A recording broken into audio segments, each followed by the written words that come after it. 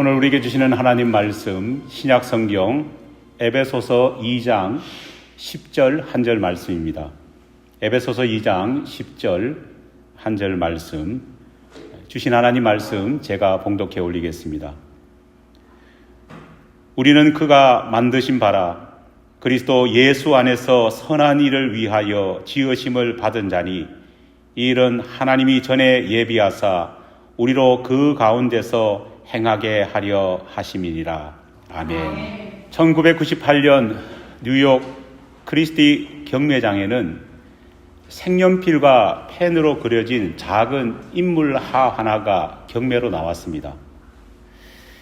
이탈리아에 살았던 독일 화가가 그린 것으로 알려진 이 그림의 제목은 르네상스 시대 의상을 차려입고 있는 한 젊은 여인이라는 그저 평범한 작품명을 가지고 있었습니다.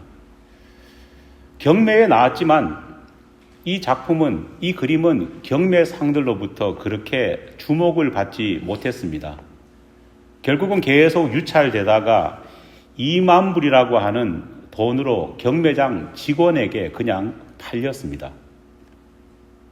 그런데 최근 이 그림이 처음 가격보다 무려 8,333배가 오른 1억 8천만 달러에 사겠다는 사람들이 줄을 서서 서로 팔아라고 아우성치고 있는 그런 그림이 되었습니다. 현재 그림을 소유하고 있는 사람은 피터 실버만이라고 하는 이 캐나다인인데요. 이분이 얼마 전에 죽어도 이 그림만은 절대 팔지 않겠다고 선언을 했습니다.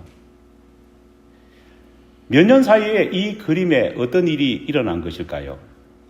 이 그림은 몇 년 전 미술 감정계의 대가로 알려진 피터 폴 비로라고 하는 사람에게 맡겨져서 감정을 받았습니다. 그런데 이 감정의 과정 속에서 이 그림이 레오나르도 다빈치의 초기 습작임이 밝혀졌습니다. 하지만 그 사실 하나만으로도 이 그림이 폭등했느냐? 그렇지는 않습니다. 이 그림이 천정부지의 값으로 폭등한 이유는요, 이 그림의 왼쪽 상단에 작가의 것으로 보이는 지문이 찍혀 있었기 때문입니다. 감정사는 즉시 이 지문이 레오나르도 다빈치의 진짜 지문인가 확인하기 위해서 현존하는 레오나르도 다빈치의 부분적인 지문이 찍혀 있다고 알려진 로마 바티칸 소유의 성 예로니모 그림과 대조를 해봤습니다. 그런데 놀랍게도 이 지문이 다빈치의 지문이었고 현존하는 가장 완벽하게 찍혀 있는 다빈치의 지문으로 판명이 났습니다. 이 그림을 앞다투어 사겠다고 하는 사람들에게 한번 물어봤습니다. 왜 그렇게 이 그림을 그렇게 사려고 하십니까? 그러자 한결같이 사람들이 이런 말을 했습니다. 다빈치의 지문이 찍혀 있다는 그 사실 때문에 이 그림에 희소성이 있기 때문에 살려는 것은 아닙니다. 물론 그것도 중요합니다. 하지만 그림에 남아있는 다빈치의 지문을 보면서 이 그림에 녹여져 있는 그의 삶의 스토리가 느껴지는 것 같아서 이 그림을 꼭 사고 싶습니다. 많이들 그렇게 이야기했습니다. 태초에 하나님께서는 흙으로 우리 인간을 손수 빚으셨습니다. 왜 하나님께서는 수많은 재료들이 있음에도 불구하고 하필이면 흙으로, 그것도 그 흙을 손수 빚어 인간을 만드신 것일까요? 이사야서 64장 8절 말씀을 보면 사람을 만드시는 하나님의 모습이 좀 더 구체적으로 묘사되어 있습니다. 이사야 64장 8절 말씀입니다. 그러나 여호와여, 이제 주는 우리 아버지이시니이다. 우리는 진흙이요 주는 토기장이시니 우리는 다 주의 손으로 지으신 것이니이다. 하나님께서 우리 인간을 마치 토기장이가 진흙으로 직접 그릇을 만드는 그 모습 그대로 만드셨다. 성경 말씀은 이야기하고 있습니다. 로마서 8장 21절로 23절 말씀을 보면 여기서 한 걸음 더 나아가서 하나님이 우리를 창조하신 모습이 구체적으로 더 설명되어 있습니다. 로마서 8장 21절로 23절 말씀입니다. 토기장이가 진흙 한 덩이로 하나는 귀 있을 그릇을, 하나는 천 있을 그릇을 만들 권한이 없느냐? 만일 하나님이 그의 진노를 보이시고 그의 능력을 알게 하시고자 하사 멸하시기로 준비된 진노의 그릇을 오래 참으심으로 관용하시고 또한 영광 받으시기로 예비하신 바 긍휼의 그릇에 대하여 그 영광의 풍성함을 알게 하고자 하셨을지라도 무슨 말하리요? 진흙 한 덩이를 농로에 올리시고 하나님께서는 우리를 빚으셨습니다. 하나님의 거룩한 판단 아래 어떤 그릇은 귀 있을 그릇으로, 어떤 그릇은 천이 사용될 그릇으로 하나님은 만드셨습니다. 하지만 이 모습을 보면서 우리는 이렇게 생각하면 안 됩니다. 내가 어떤 사람인데 왜 나를 천이 사용할 그런 그릇으로 나를 만드셨을까? 또 어떤 사람은 야, 그래도 하나님 나 잘 만들으셨다. 나처럼 멋진 사람을 만들었으니까. 하지만 이런 생각하면 안 됩니다. 왜냐? 하나님께서는 우리 인간의 공로나 노력으로 그 그릇이 어떻게 사용되고 쓰임 받을지를 결정하신 것이 아니라 전능하신 하나님의 모든 능력 안에서 하나님이 스스로 판단하셨기 때문입니다. 그렇기 때문에 우리의 삶이 어떠하든지 간에 우리의 모든 삶은 하나님의 계획과 섭리 아래 있습니다. 우리가 기뻐해야 될 것이 있습니다. 그것은 우리 모두가 예수 그리스도를 믿고 하나님의 긍휼의 그릇이 되었기 때문입니다. 이것 하나만 해도 내가 남보다 좀 천하게 사용되고, 아니 내가 남보다 조금 더 멋지게 사용된다, 이것은 아무 관계가 없습니다. 예수 그리스도 안에서 긍휼의 그릇이 되었다는 그 사실 하나만으로도, 그 은혜만으로도 우리는 감격하지 않을 수 없습니다. 우리는 늘 생각해야 됩니다. 우리가 하나님의 진노의 그릇으로 선택되어서 하나님의 진노의 그릇으로 버림받지 않았다는 사실 하나만으로도 우리는 하나님께 엄청난 은혜를 입었다는 사실을 기억하고 감사해야 합니다. 다시 한 번 더 생각해 봅시다. 왜 하나님께서는 수많은 물질들 가운데 하필이면 흙을 선택하셔서 우리를 흙으로 빚으셨을까요? 흙이 말랑말랑하니까 다루기 쉽기 때문에 목사님 흙을 선택한 것 아니겠습니까? 물론 그렇게 말할 수도 있습니다. 목사님, 사실 흙이 제일 싸고 어디에나 흔하게 널려 있으니까 하나님이 사용하셨을 겁니다. 충분히 생각할 수 있는 이유입니다. 어떤 분들 가운데는 흙에 대한 지식이 좀 풍부한 분들은 이렇게 말합니다. 흙 속에는 인간 몸을 구성하는 필수적인 각종 성분과 무기물들이, 유기물들이 가득 들어있기 때문에 흙을 선택하셨습니다. 아주 전문적인 식견으로 말씀하시는 분도 있습니다. 하지만 흙으로 인간을 만드신 것, 흙을 인간 만드시는 재료로 하나님이 선정하신 이유는 흙이 가지고 있는 특성보다는 흙을 통해 만들어질 때 남게 되는 흔적 때문이 아닐까 저는 생각합니다. 여러분, 흙으로 무언가를 빚어보면요 반드시 생기는 것이 있습니다.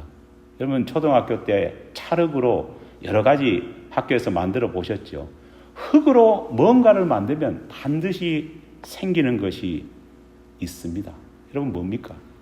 바로 만든 사람의 최치인 지문이 흙에 찍힙니다. 진흙으로 만든 작품 속에는요 사람의 손자국이 여기저기 찍힙니다.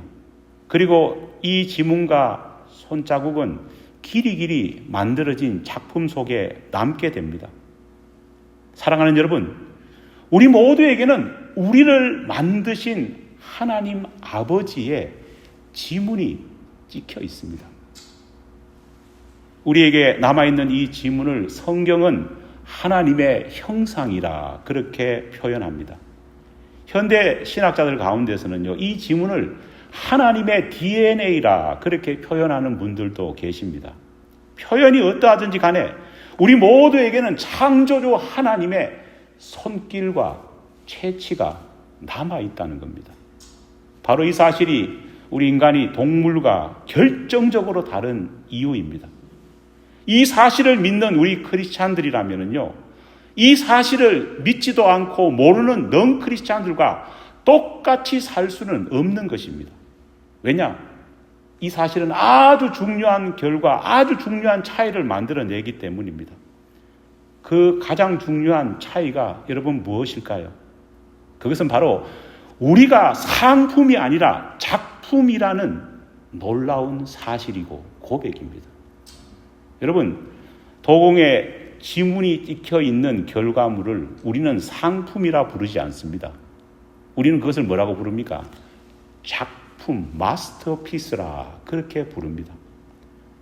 여러분, 관광지에 가보면은요, 기념품 가게들이 참 많지 않습니까?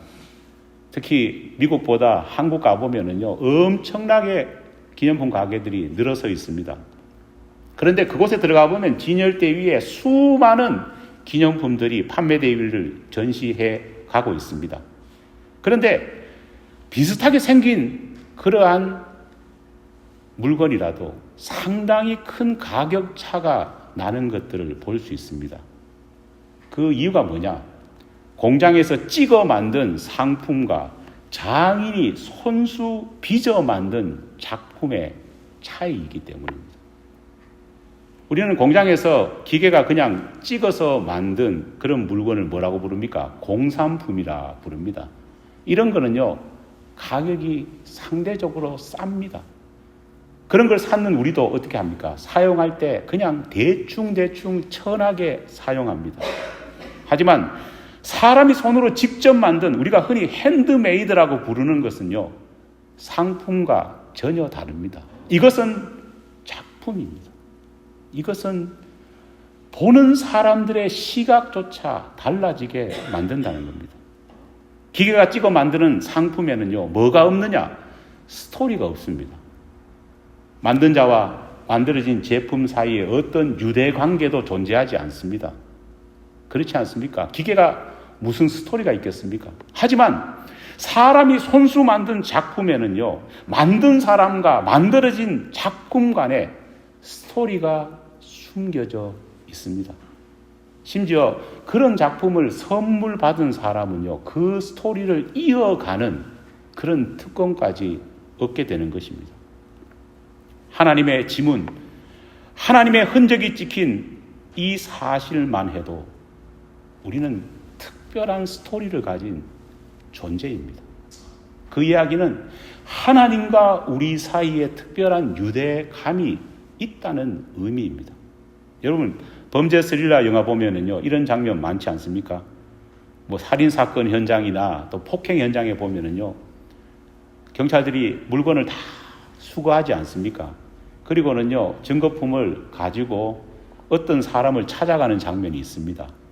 예를 들어서 신발이 발견되면요, 또 특별히 그것이 수제화라면은 그것을 만든 수제화 상점에 찾아가서 말합니다. 선생님, 이 신발이 선생님께서 만드신 것이 맞는지 한번 확인해 주십시오. 그렇게 요구합니다. 그런데 놀라운 것은요, 장인은 자기가 만든 작품을 어떻게 합니까? 정확하게 알고 있다는 겁니다. 내 작품에는 나의 스토리와 나의 숨결이 담겨 있다는 겁니다. 공장에서 찍어낸 것은요, 이런 일이 있을 수 없습니다.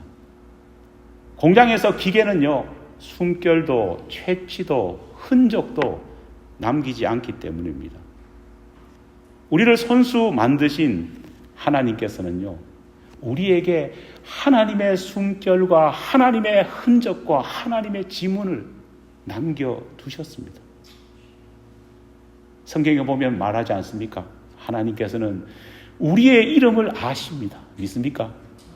하나님께서는 우리의 생각도 아십니다. 심지어 하나님께서는 우리의 머리카락 숫자도 세십니다.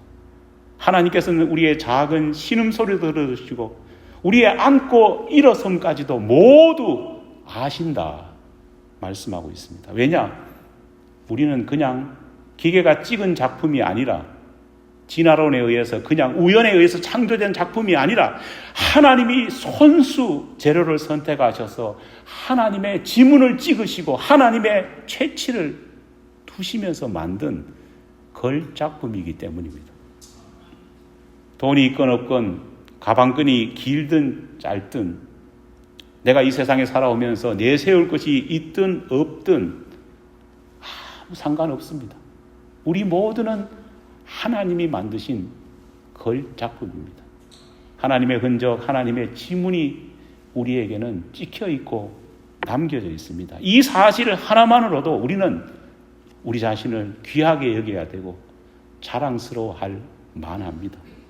이 사실 하나만으로도 여러분 어깨를 쫙 펴고 살아야 합니다. 자, 어깨 한번 펴볼까요? 예. 못 펴시는 분은 50견이 오신 분이고, 쫙 어깨를 펴고 살아야 합니다. 이런 우리를 누가 평가절하할 수 있겠습니까? 우리를 만드신 하나님의 명성이 우리에게 있는데 누가 우리를 쉽게 볼 수 있겠습니까? 누가 우리의 부족함을 욕할 수 있겠습니까? 사랑하는 여러분, 우리는 하나님의 형상대로 만들어진 존재입니다. 우리의 모습이 비록 너무너무 연약하다고 할지라도 우리의 모습 속에 하나님이 계시고 하나님의 사랑이 우리 가운데 있습니다. 그러므로 우리가 어떻게 살아야 될까요? 하나님의 지문이 지키고 하나님의 형상이 있는 우리는 하나님의 모습을 보여주는 그러한 역할을 분명히 해야 합니다. 오늘 우리는 얼마나 하나님의 지문이 묻어 있는 사람답게, 내가 하나님의 형상을 가진 사람답게 여러분 지금 살고 있습니까? 우리 그리스도인의 아픔, 우리 그리스도인의 회개, 우리 그리스도인의 날마다 하나님 앞에서 간구해야 될 것은 바로 그것입니다. 하나님, 내가 성공할 수 있게 해주십시오. 하나님, 내 돈 많이 벌게 해주십시오. 하나님, 내 자식이 잘 되게 해주십시오. 이런 것이 아니라 우리 모두가 하나님의 지문이 지켜있고 하나님의 형상이 나에게 있다는 사실을 믿고, 하나님, 내가 하나님의 지문, 하나님의 형상을 가진 자로서 하나님이 계획하신 대로 멋지게 믿음 안에서 나의 모든 달란트를 사용해서 살 수 있게 도와주시옵소서. 우리가 고백해야 될 줄 믿습니다. 나의 모습 속에서 하나님이 보이고 내 삶 속에서 하나님의 형상이 반사되는 그런 참된 인생, 바른 삶을 살아가는 우리 모든 좋은 이웃교회 교우들이 되기를 간절히 축원합니다. 우리 한 사람 한 사람을 통해 하나님의 살아계심이 날마다 증거되는 우리 모두 우리의 공동체가 되기를 간절히 기도합니다.